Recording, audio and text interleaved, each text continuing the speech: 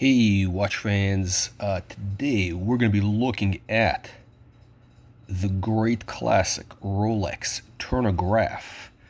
Actually, we got two Turnographs. We have the two-tone this is steel and gold. We got the gold bezel. Circa, I think this is the early 70s, I believe. And here we have full gold case, gold bezel. Super crisp. This is, let me see if I can get a better shot of the bezel here. I don't know if you can see the detail here. Yeah. I mean, this is what you need to see in these watches. This is like, I mean, it's almost, I don't want to say it's unworn. I mean, maybe it's brand new. It might have been made in Chinatown last week. And here we have a Rolex buckle suede strap. Let me pull back on the camera. I'm going to do a little contrast. You can kind of see both. I actually just got this watch from a really great dealer I came across. The Miami watch jewelry show, antique show, whatever it was called, a couple months ago. And that is Eric Wind. You get, as part of the deal, you get this nice little leather case he threw in here. The watch goes on that. It's actually very practical. So, you know, the watch basically goes around this piece and that holds it in the case. Yeah, great guy. I highly recommend. I mean, probably one of the only few dealers I would actually say anything positive about. So yeah, the watch is super minty crisp.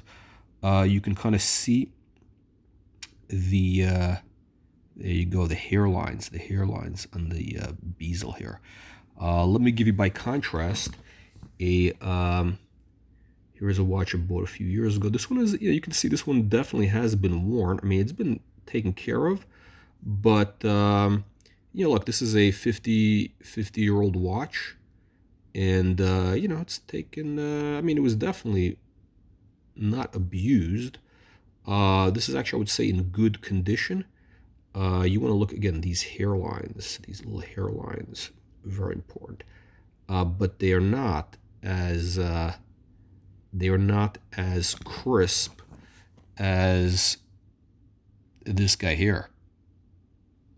I mean, this is like, I mean, I almost don't want to wear the watch because it's in such great condition. But you know what? That's, you know, I mean, I probably should keep it in the vault, but you know, what's the point of that, right? Essentially, you got to wear this under a sleeve. That's what I wear. I mean, that's what I recommend for any decent dress watch or anything like that. You kind of want to wear it under a sleeve. I wouldn't want to have it exposed to the elements.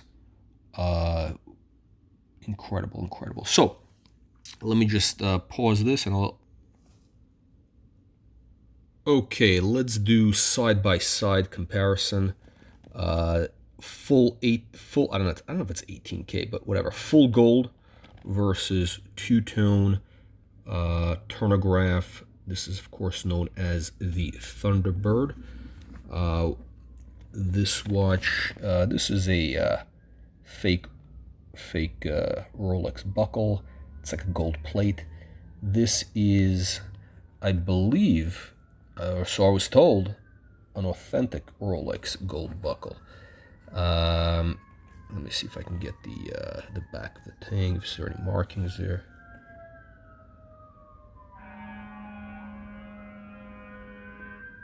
There you go. So that's supposedly the legit thing. You really never know, to be honest, with these buckles. But okay, anyway, on to the show. You know, I've talked about this before. I think the Turnograph is really one of the great values in Rolex right now. You're talking about whether you're getting the late 60s to 70s, which I think is the prime era. Early 70s, I should say. The 80s had some hits and misses, and then you got the last edition, which came out in the early 2000s, which really, that's got the red date, the red second hand. Very cool watch. I don't know if you've noticed, but oh yeah, I guess this one is on. Yeah. So this This watch is not wound. This one is correct. This one is not wound. So anyway, and just I'm not that anal about it where I would have the correct date, because it takes quite a while to get to the correct date. You got to go one by one, turning that the little thing there. Anyway, so yeah, so Turnograph, great watch. Why do I like it? I mean, first of all, it is, you can, kind of do your Rolex history. Really kind of was their first tool watch. Why? Because this was the turning bezel allowed for, timing events. I think this was used for the Air Force Thunderbirds team. They did this for, I mean, they actually used it as a practical watch. And the Submariner, Yachtmaster, all that stuff was based on this turning bezel design. So this was the predecessor. This is the grandfather of those. Highly practical, 36 millimeter case. For me, it's perfect. Again, this is not the giant case that everybody wants today, but it is absolutely perfect. And there's something really charming about these watches. It really is. I mean, when you wear it on the wrist, the sunburst, gold sunburst dial, it's really magnificent. The one thing I gotta say though is, it's not quite as practical. Look, this is a vintage. These are vintage watches. It's not as practical as my Yachtmaster 40. With the two-tone rose gold, because that one is a lume dial. At night, you can perfectly see the dial is big enough. Those are really practical watches, and they got the timing function. They could take a beating. This is not that. It's a vintage piece. It is what it is. And I think these are going up in value. So this guy here was about, I think I paid $9,000 if I'm not mistaken. This one was about $3,000. 3 years, I think it was 2 years ago, 3 years ago, I bought this for $3,000. The values have gone up a little bit. We haven't seen any big movements. But look, there is talk that the Turnograph could be, that next hot watch. Yeah, so saying this could be the next hot watch. Apparently, some dealers have been, accumulating inventory, buying up inventory in, I guess, they're looking at this as the next big thing.